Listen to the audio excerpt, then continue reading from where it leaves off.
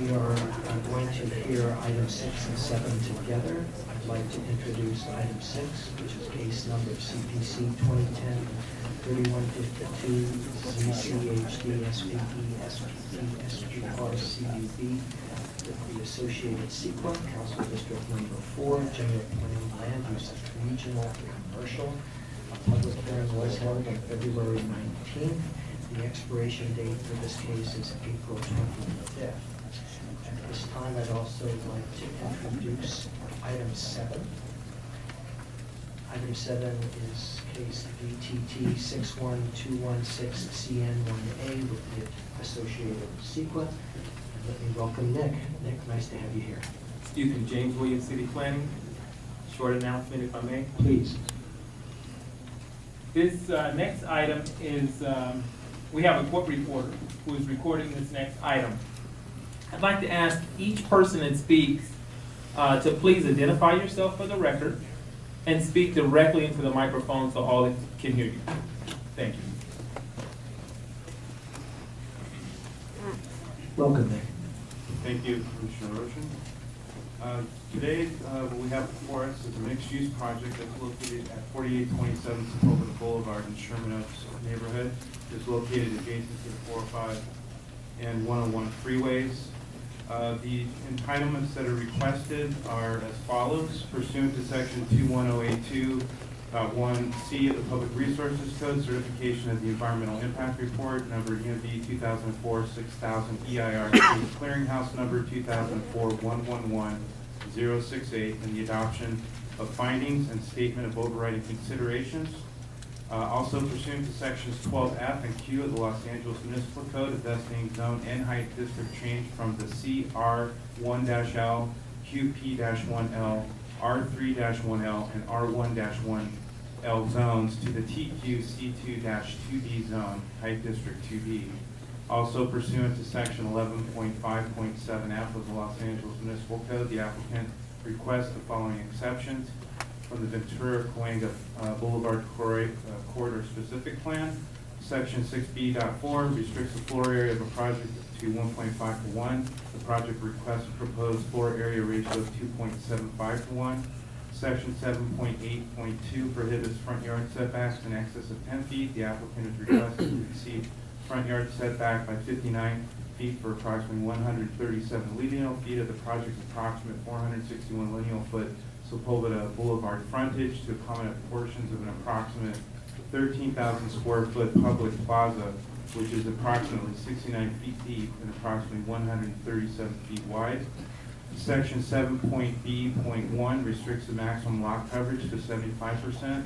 The applicant is requesting maximum lot coverage of 78.5% at grade. Section 7E.1.4 B.4 limits the building heights in the sub-area to 75 feet. The applicant is requesting a maximum building height of 100 feet over approximately 32% of the site. Pursuant to section 11.5.7C of the Los Angeles Code, the applicant requests Director of Planning to approve project for compliance with the Ventura Cahuenga Boulevard Corridor Specific Plan with the exceptions identified above. As Los Angeles Municipal Code section 1224W1, the applicant's requesting permission to sell a full line of alcoholic beverages for off-site consumption in conjunction with a retail grocery store. And pursuant to section 1605 of the applicant requests the decision maker make the appropriate site plan review findings. This also includes an appeal of vesting tentative tract map number 61216, which involves the subdivision of the property for airspace and 1 ground lot. The recommended actions of the planning staff today is to adopt the proposed environmental impact report and make a statement of overriding considerations. We recommend that the City Council adopt a vesting zone change from the CRP1, R3, and R1 zones to the TQ-C2 zone with the residential density limited to 325 units. We also recommend that the City Council approve a height district change from height district 1 to height district 2D with delimitations to floor area and height as prescribed under the specific plan exceptions as follows. In addition, approve the requested site plan review, approve the requested conditional use permit, and regarding the specific plan exceptions, we recommend that we deny a floor area ratio of 2.75 to 1 and approve a floor area ratio of 2.25 to 1. Approve a front yard setback of 59 feet consistent with the applicant's requested actions. Approve a maximum lot coverage of 78.5 feet. Deny a height of 100 feet and approve a height of 82 feet. And pursuant to the Los Angeles Municipal Code, approve a project permit based on the exceptions recommended. We also recommend that the vesting tentative tract map appeal be denied in whole, and that the entire decision of the Deputy Advisory Agency be approved and sustained, except where modifications to the project may have been made herein. We also recommend that the applicant be advised that time limits for effectuation of the zone and TQ classifications as specified in the code are satisfied prior to the removal in the manner indicated in the code. We also recommend that adopt the findings and advise the applicant regarding state fish and game code, regarding certificate of fee exemptions, and so forth. To save time, the applicant has a number of exhibits, so I just want to go briefly over the location. As I've stated before, it's located. And could I ask you, is there any way, because the report is pretty clear and the exhibits are pretty clear, if you could do a shorter summation, that would help us? Sure. Again, it's right next to the 405 and 101 freeways. The project is being designed to be stepped back from the public realm, which is Sepulveda Boulevard and Camarillo Street. The site is currently vacant. It is designated as a regional commercial property. Adjoining uses include the Sherman Oaks Galleria, the Grand Apartments, and other commercial uses, and a two-story motel. Across the street are multifamily land uses in the R3 zone. Also, this is the view from the freeway interchange to the 101. These are pictures of the site along Sepulveda Boulevard. This is the frontage facing the site looking west. This is just internal pictures of the site, also looking northerly at the frontage of Sepulveda Boulevard, noting that there's the red rapid bus that stops at this location. More internal photos. Again, this is Camarillo Street looking west. This is another angle looking towards the northeast from Camarillo Street and Peach Avenue.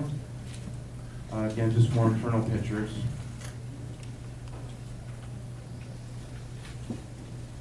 This is another view of the Sherman Oaks Galleria parking lot that adjoins or is adjacent across the street south of the project site. These are the condominium or apartment buildings that I mentioned earlier. Also note the Co-America Bank building. This is a view from the median of Sepulveda Boulevard, looking for the multifamily neighborhood that's located east of the project site, and also has a partial view of this motel. There's another view of the entire area of the Sherman Oaks Galleria, the mall, and condominiums, and Co-America Bank building. The generalized zoning. Currently, the zoning on the site includes mostly non-corresponding zones. We have the R1 zone, which is not corresponding to regional center commercial designation. We have the P and the CR zones. The CR zone is a corresponding zone. Let's get this. Again, these are the proposed and recommended actions. I'm going to leave the elevations for the applicant. We have some updates. The project has incorporated TDM program. Sorry, Nick, Commissioner Perlman, could you just go back to the proposed versus recommended slide for one closer? I just wanted to make sure about that.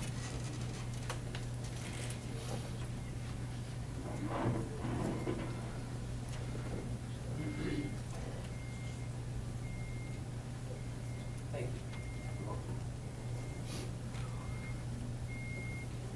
So on this site, the project would be the construction of a mixed-use project that would include the units that was mentioned before, 50,000 square feet of retail space. The project, as proposed, would have ranged from 45 to a height of 80 feet, as again, we recommend 82. The 582, 359 square feet of floor area would be reduced by the 2.25 area ratio to 504,378 square feet. The reduction of units would be 74 less than what is proposed. Also noting that the general density that's allowed in the C2 zone under an R4 density would be 540 units. So this project's density in terms of its residential density is much lower than could be allowed under a C2 zoning scenario, which would be consistent with the general plan designation of regional commercial. Again, I think that with the number of conditions that we have and the reduction, that it fits the site much better than it did previously. Also noting that the applicant is willing to implement a number of TDM measures, which they will discuss. We've received a letter from an organization called FAST, which is Fixing Angelino Stuck in Traffic. They've submitted a number of conditions that they would like to have incorporated into the project, and they have accepted those. Additionally, we've received additional support letters from a joining neighborhood group that has signed a petition that has now supported the project based upon a number of volunteer conditions that I think the applicant will be better to address those at this point. Nick, thank you very much. We're interested in the TDM, but the applicant's going to describe that. Great. Any informational questions for Nick right now? If not, I'd like to move right to the applicant. Commissioner Furnick, can you just make clear exactly the distance from the building to the freeway? The entire site is within 500 feet. Do you know what the exact distance is? I don't have that number off my mind, but Okay. I'm sure the applicant does. Thank you. If I can invite up the applicant, please.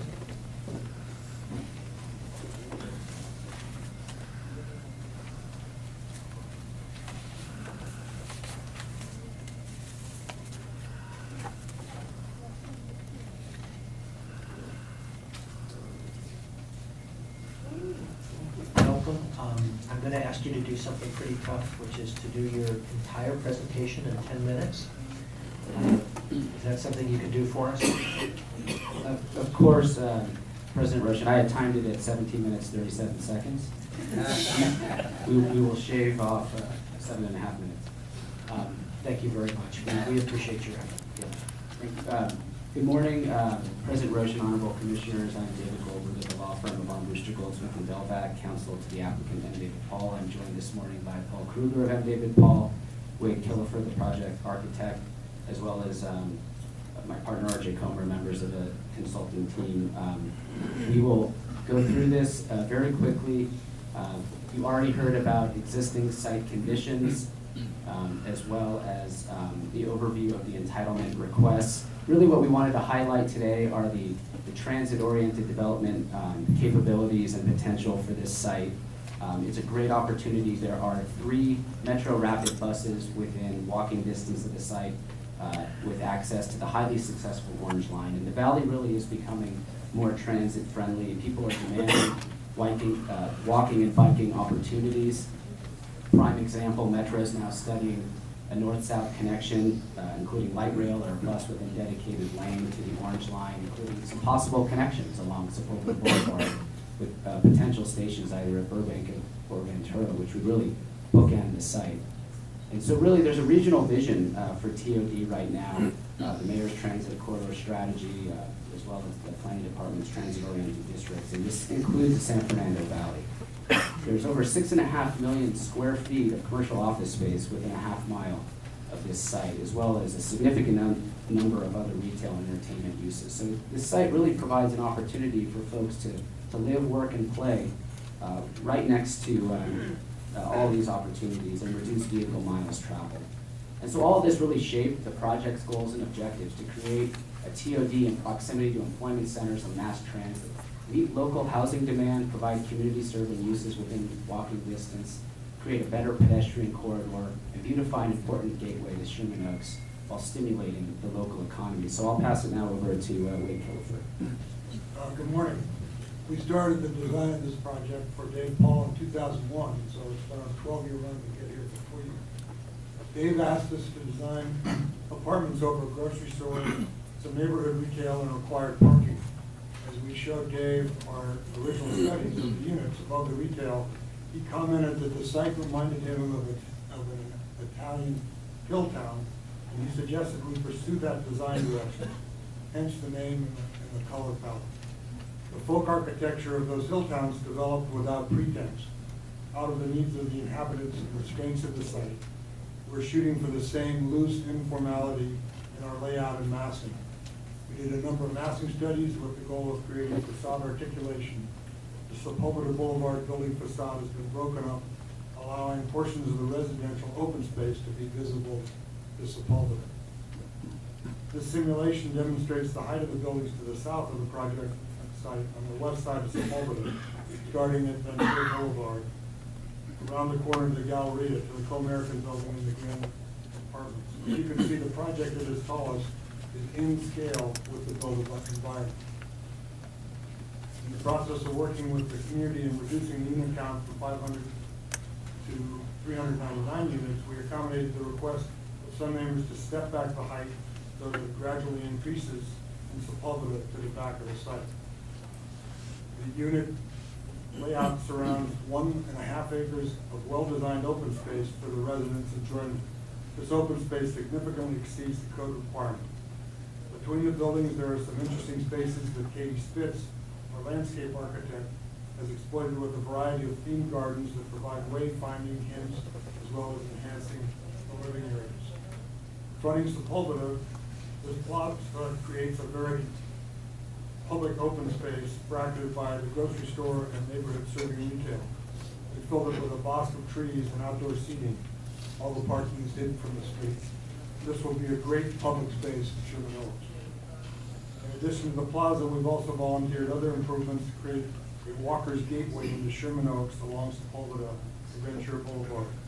We're landscaping the parkway in front of our project and also the median between Sepulveda and Old Sepulveda all the way up to Marpark Street. Now hand back to David. Thanks, Wade. We talked a little bit about TOD, and I know, Commissioners, you'd like to hear about the TDM program.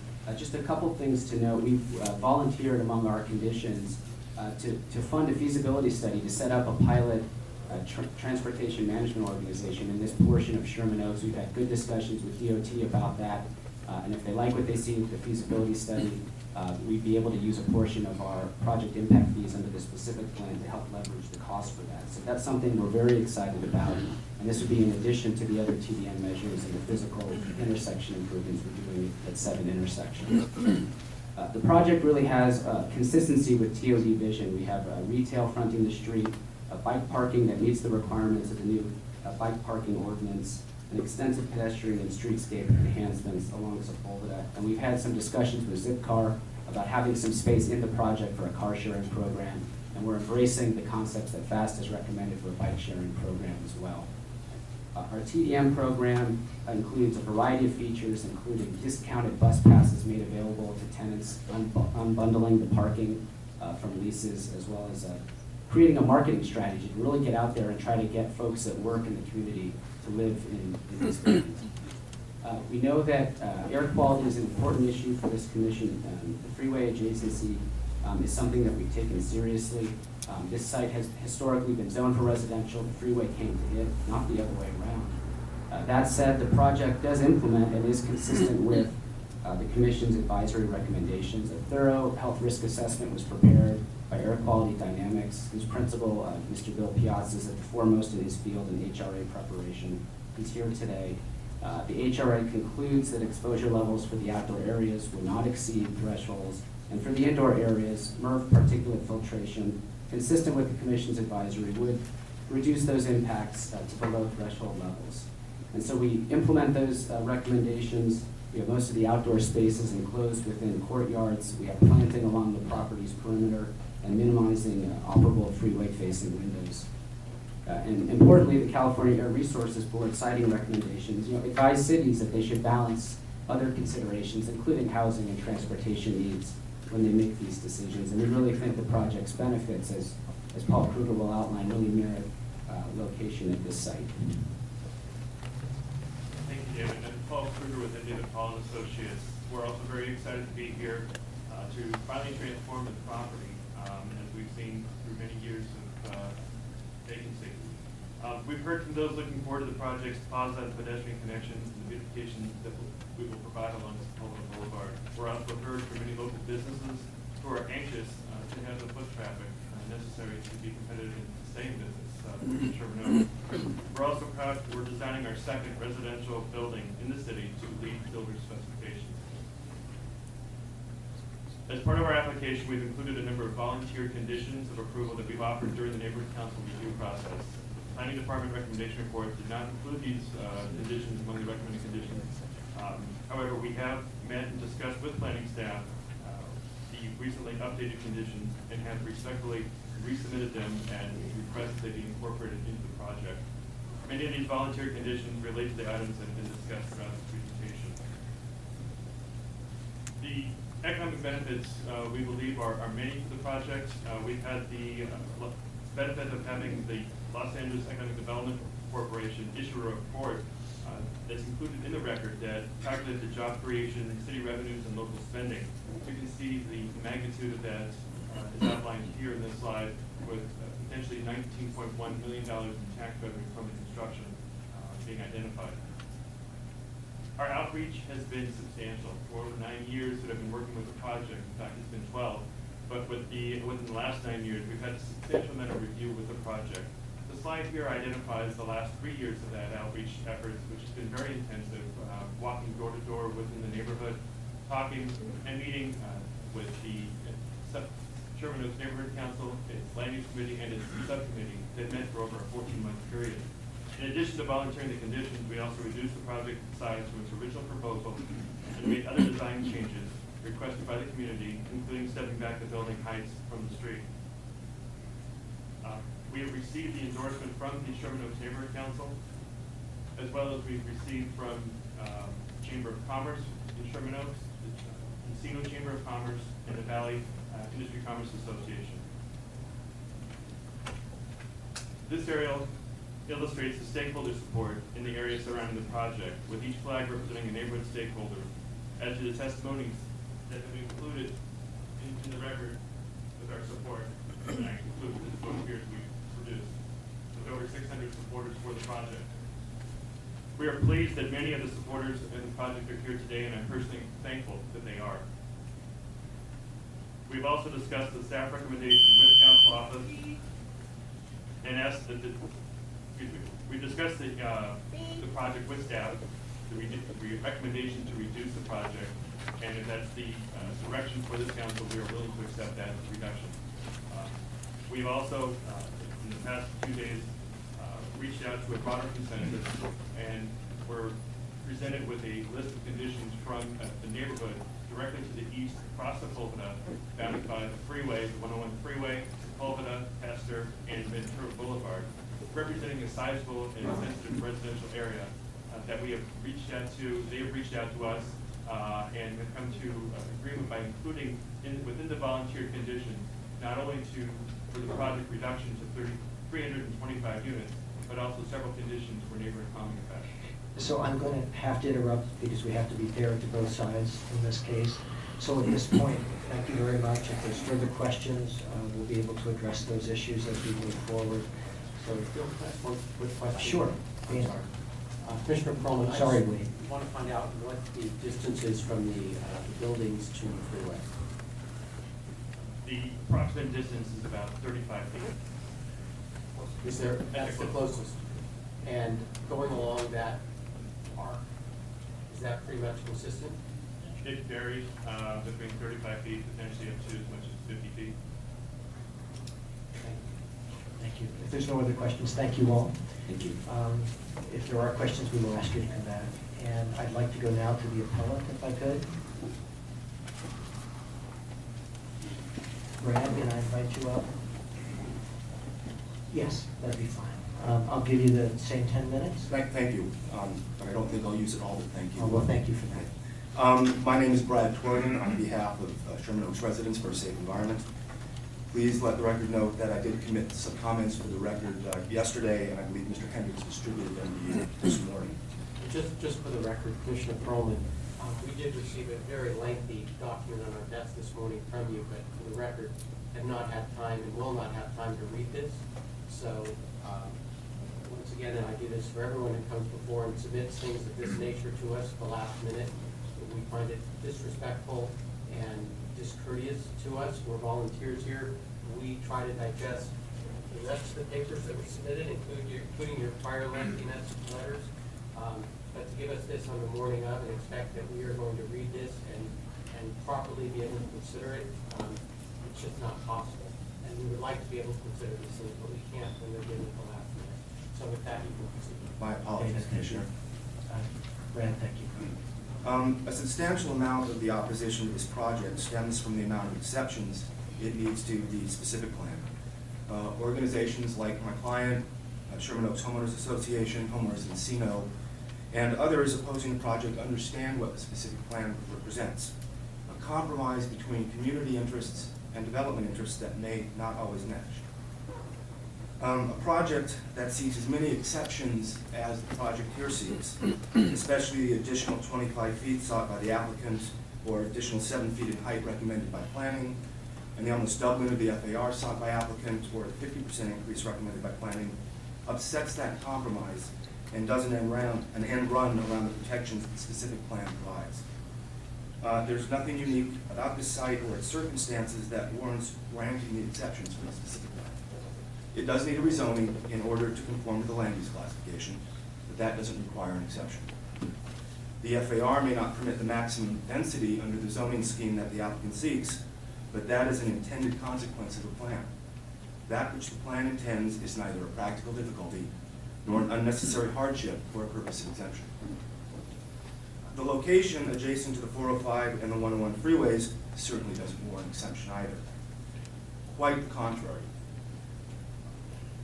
Increasing risk to public health by increasing height, increasing FAR, and increasing residential densities within a few feet of two of the busiest freeways in the region should preclude you from granting those exceptions. It should also, I might add, preclude you from making findings necessary for the track map and findings for consistency with the general plan, as well as the community plan and the specific plan. This is not just my belief. This is consistent with the position that you as a commission took in consideration of the Kasdan West project this past February, whose determination letter was issued April 4th. You approved the project, but only on the condition that residential units be placed at least 500 feet away from the San Diego Freeway. And you did so specifically based on public health concerns that are identified in the determination letter. In listening to an audio of the February hearing, I was struck by some of the commissioner's comments. Unfortunately, I didn't know which commissioner, so I can't identify who. But the comments were along the lines of, it's hard to go to residential when we clearly know the health risks that we're putting, I think, our residents under. My sense is that this project, if they held to the 500-foot line, which is what we would have to ask them to volunteer to do, would be to move the residences 500 feet back from the freeway. My concern also is that the very tallest building is the one closest to the freeway. Additionally, it is very clear there is new evidence about health concerns, and I'm very reluctant to approve a residential use within 500 feet. With this project, commissioners, you've got some of the same issues. At least in the Kasdan West project, what was before you was units within 300 feet. Here you've got units within 35 feet of two of the busiest freeways in the region. While this begs the question of whether this is an appropriate site for residential at all, at the very least, you should not be granting exceptions to increase the height, increase the FAR, and increase the residential densities closest to the freeway. Above that, especially allowed by the plan, in order to put even more residents in harm's way. That would be entirely inconsistent with your actions on Kasdan West and inconsistent with the zoning information freeway adjacent advisory notice issued last November. I'd like to turn to traffic for a moment because there are also traffic considerations that really prevent the findings necessary for this project from being made. The gridlock and impacts to the street system are well documented, and I expect there are plenty of others today who will speak to you about how it impacts them. But I want to raise two particular issues. The first is a design issue. In order for trucks to get to the commercial loading dock, they have to make a right turn off of Camarillo onto the fire lane that would be at the rear of the project. They can't make that right turn, though, without swinging into that southbound traffic lane, which is Exhibit 10 to my letter. Throw in that this fire lane provides the only access to northbound Sepulveda from residents of the project. And that on one side of that fire lane, you have a 26-foot sound wall, and on the other side of it, you'll have an 8-story building. I think you have a recipe for public safety concerns, as well as both traffic and access. The second problem I'd like to raise is that queuing on Camarillo Street eastbound during the PMP will likely block the entrance to the motel and the alley that leads to the Grand Apartments garage. People trying to make a left-hand turn into that alley from westbound Camarillo will get held up and back up cars into the Camarillo-Sepulveda intersection, making a dangerous condition even worse. Now, the response to this comment in the EIR says that people won't do this because such a turn would be an unsafe movement, that would violate the vehicle code, and people won't violate the vehicle code. I mean, come on. I'll be the first to admit, I've gotten caught in an intersection trying to be the last guy through, only to get stuck in the intersection because traffic is backed up. I'd wager that a lot of people in this room, whether they admit it or not, have done the same thing. The noise issue, I think, has been well documented. It's kind of odd for the applicant in the EIR to say there's not going to be any noise, significant noise impact on the exterior because there's no threshold of significance. Well, 78 decibels, which is what's identified in the EIR, and 80 decibels, which is what the Sherman Oaks Homeowners Association identified as outdoor noise levels, I think is pretty significant whether there's an established threshold or not. Brad, if I could just interrupt for a quick second. Yes. Make sure you speak as clearly into the mic as you can. We want to make sure this is recorded, and we're hearing that the recording is soft. Thank you. And I'm trying to talk slower than usual as well. You're doing Thank you. You know, to go back, I mean, 78 or 80 decibels, which is the equivalent of standing next to somebody screaming at you or standing next to a garbage disposal, is loud, is excessively loud, whether or not there's a threshold of significance or not. In conclusion, Commissioners, this is a textbook example of trying to shove 10 pounds of rocks into a 2-pound sack. I urge you to grant the appeal on behalf of my clients, which is the reason I'm up here, and deny the project in its current form. And with that, wow, 2.5 minutes left. Turn it back over to you. Brad, thank you very much. Do stay around. I'm going to give the applicant an opportunity to rebut, and you as well. Thank you. Could I invite up RJ? Can I give you 5 minutes? Will that do it? Certainly, thank you so much. Good morning, Honorable Commissioners. My name is RJ Comer. I represent the applicant, and what I'll be doing is responding briefly to some of the comments you heard and some of the comments that were in that very late letter that were delivered. First of all, most of this opposition merely takes exception to your own staff's interpretation of your own rules. The staff findings for specific plan exceptions have been made. The interpretations of how the specific plan should be interpreted and how that balance should be made is in these findings. And the opposition merely disagrees. The opposition merely seeks to substitute their own interpretation for the interpretation of staff. And the factors that identify this site as unique are already well documented in the administrative record. I want to address mostly, though, I want to address this comment about the Kasdan project. You were all there. I wasn't.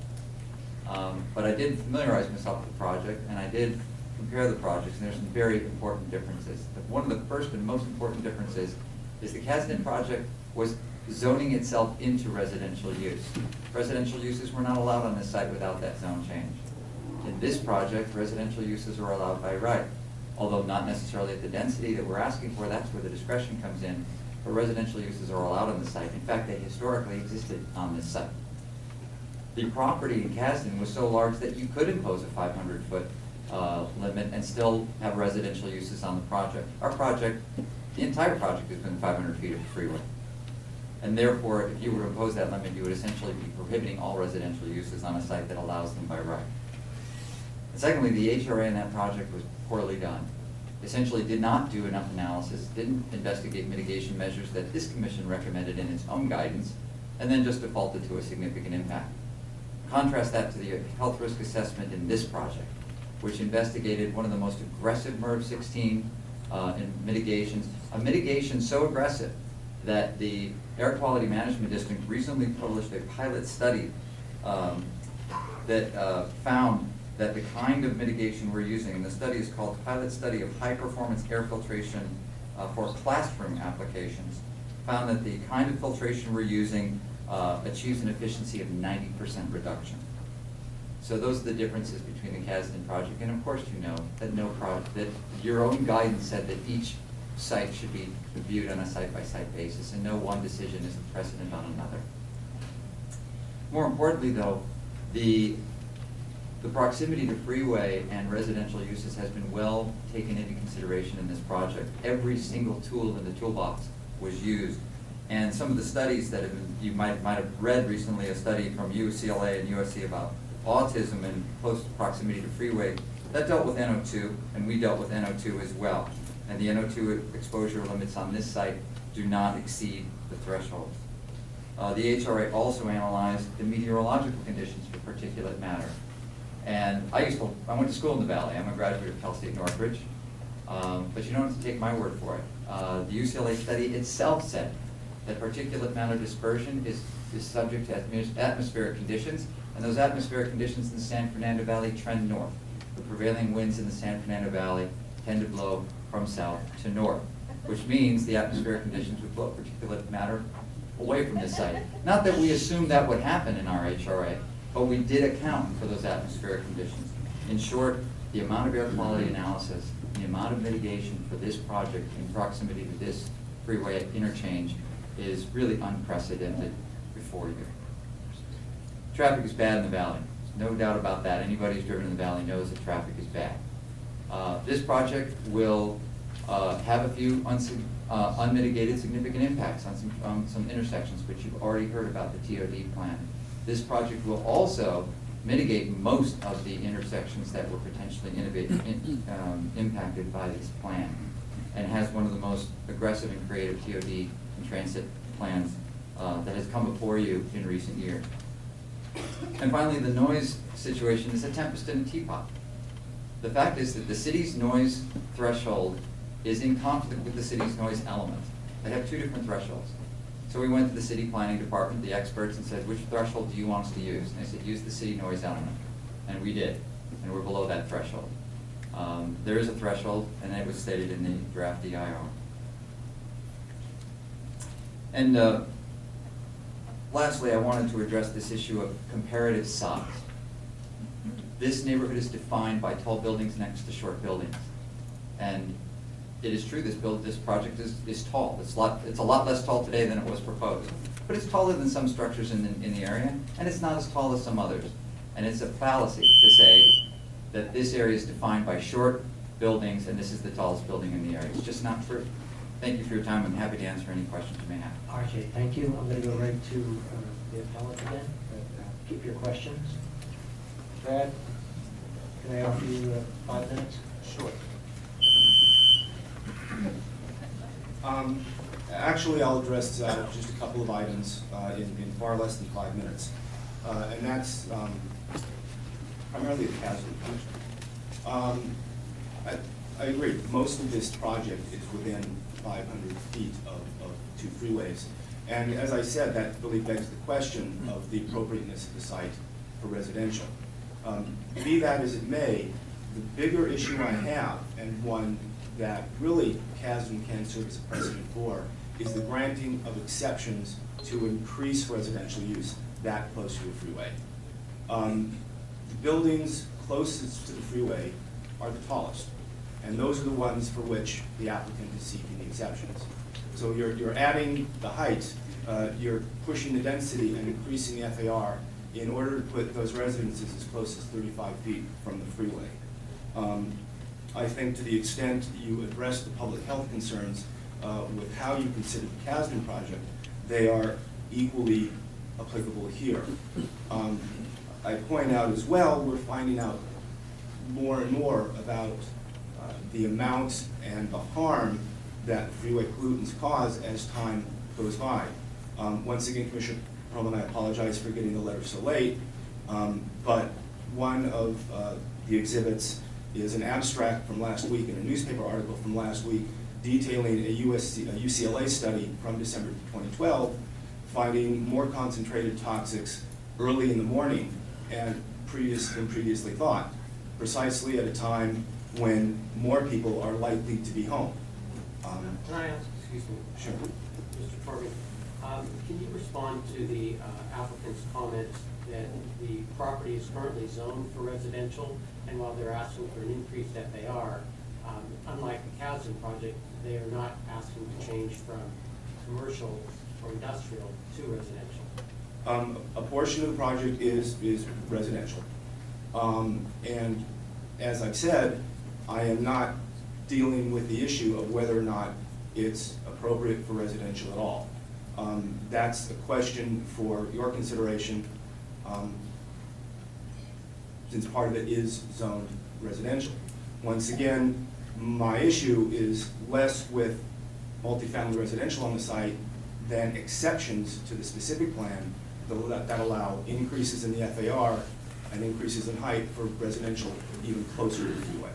But your issues with respect, Commissioner Perlman again, but your issues with respect to the proximity to the freeway, your concerns would be the same for any residential that would be located there, whether it's the size that this project is being constructed or smaller, is that correct? They would be, but they would not be as strong without the exceptions sought from the specific plan. Why? Because there would be fewer residences that close to the freeway.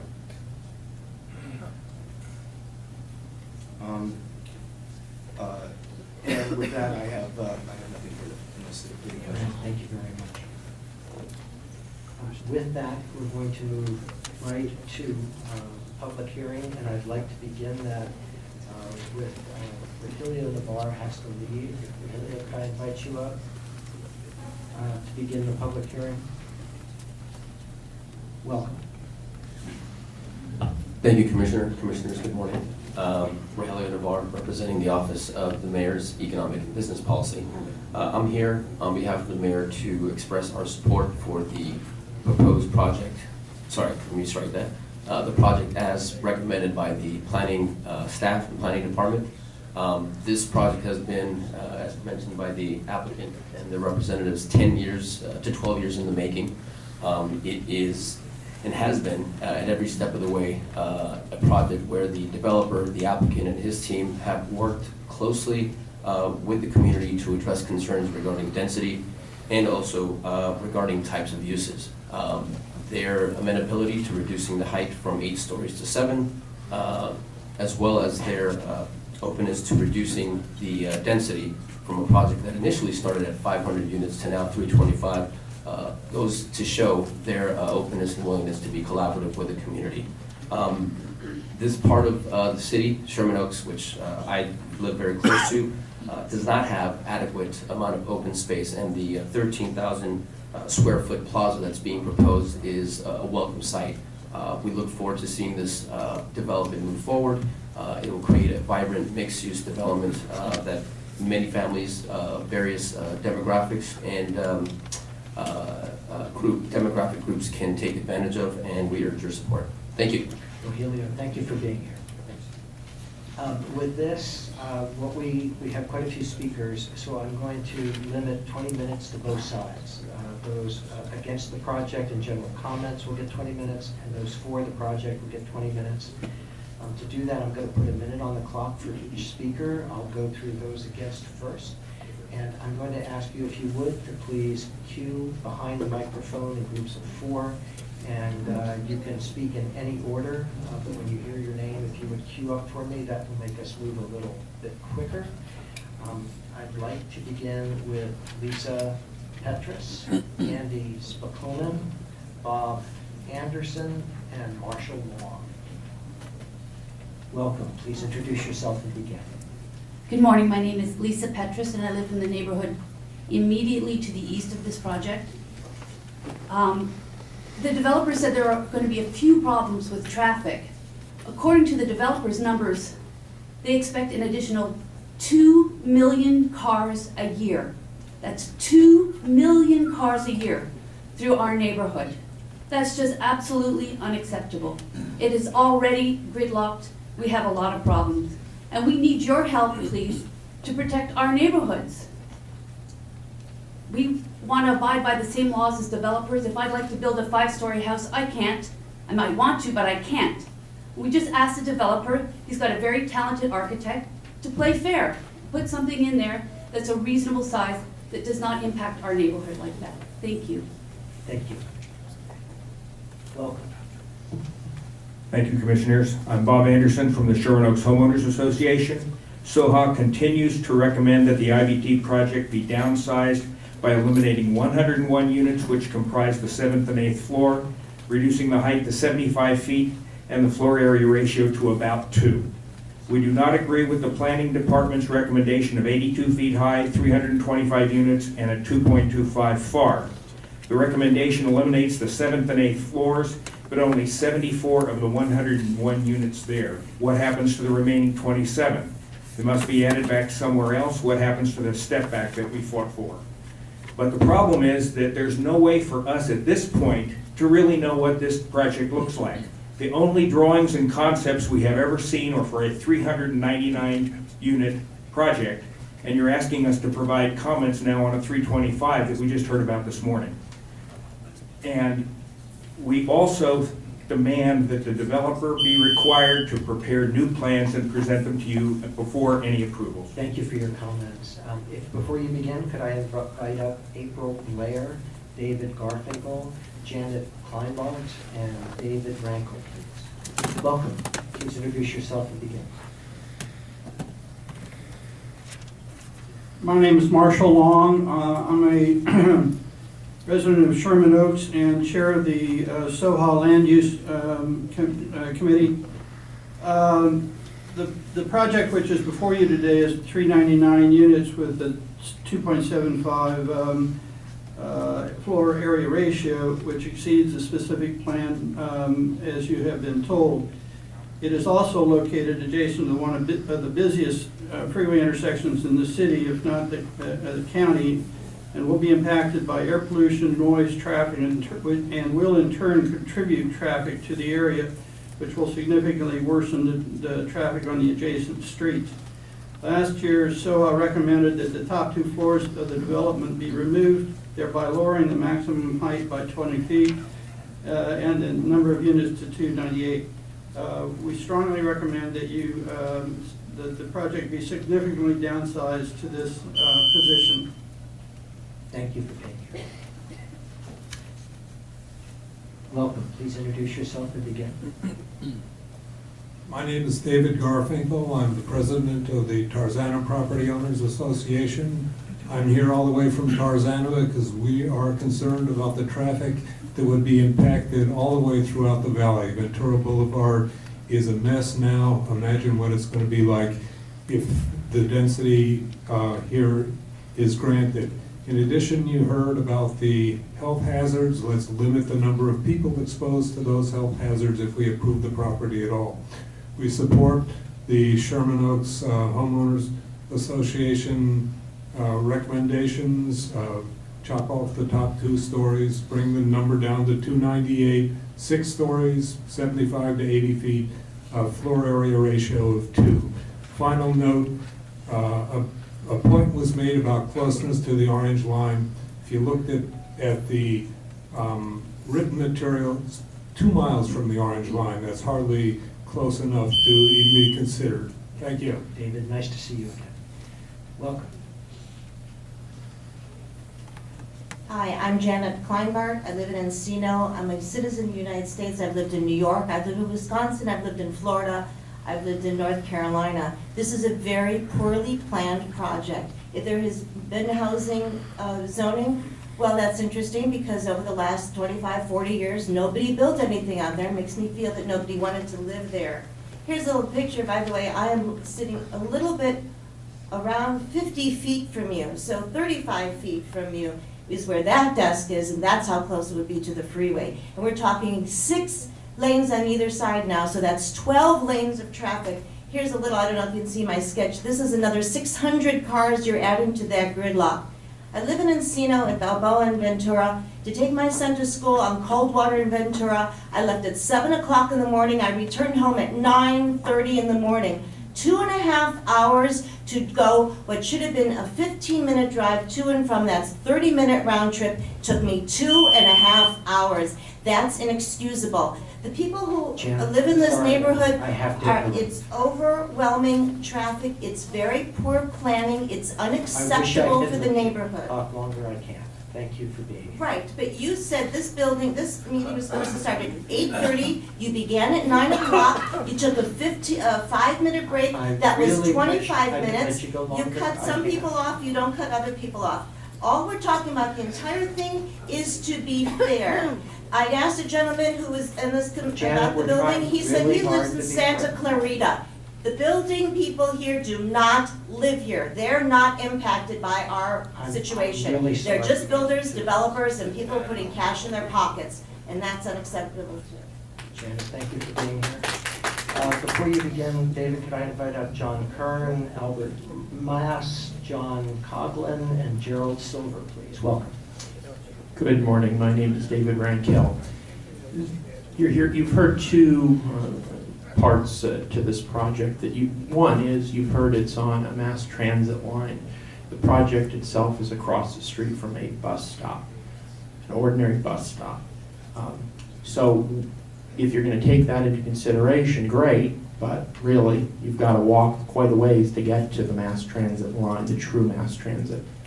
And in addition, I'm an Angelino. I've lived here my entire life, so I'm very comfortable in this building. I've spent many years, many meetings here. I think that we need, affordable housing in Los Angeles. And to grant these type of exceptions to this project with no affordable housing component at all doesn't seem to make a lot of sense to me personally. And so I think you guys are all very smart people and realize that we need affordable housing. I don't understand why we wouldn't have it here if we're going to grant a massive exception. Thank you. David, thank you. Welcome. Please introduce yourself and begin. Thank you, John Cogman, Sherman Oaks.